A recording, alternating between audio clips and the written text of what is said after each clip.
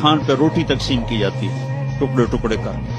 تو صحابہ نے پوچھا اب من قلت نحن یومئذ یا رسول اللہ کیا ہم اس دن تھوڑے ہوں گے؟ ہم کہا لا انتم یومئذ کثیر، تم بہت زیادہ ہوگے. ولکنکم غثاء، ان کا غثاء السیل، تم بارش کے طوفانی پانی کے اوپر جو تنکے تیر رہے ہوتے ہیں تم ایسے تنکوں کی طرح بے حیثیت اور بے قیمت ہوگے. اور وَلَا يَقْذِفَنَّ فِي قُلُوبِكُمُ الْوَهْنَ، اور اللہ تمہارے دلوں میں وہن ڈال دے گا. تو صحابہ نے پوچھا یا رسول اللہ وہن کیا ہے؟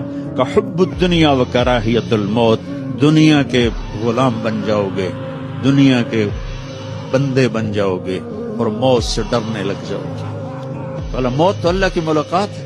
ابراہیم علیہ السلام کے پاس اسرائیل آ گئی، چلو جی. تو وہ کہنے کے بلا کبھی خلیل بھی خلیل کو مارتا ہے. تو وہ اسرائیل واپس گئے، کہا جی وہ ابراہیم تو یہ کہہ رہے ہیں. کہا اچھا اس سے کہو کبھی خلیل بھی خلیل کے ملنے سے رکتا ہے؟ تو انہوں نے کہا جی اوپر سے تو یہی جواب ہے. کہا جلدی کر لے جلے. مسلمان کے لیے تو اللہ کی قسم اگر اللہ راضی ہے تو موت سے خوبصورت تحفہ کوئی، موت سے خوبصورت پیغام کوئی نہیں. اگر اللہ ناراض ہے پھر تباہی ہے.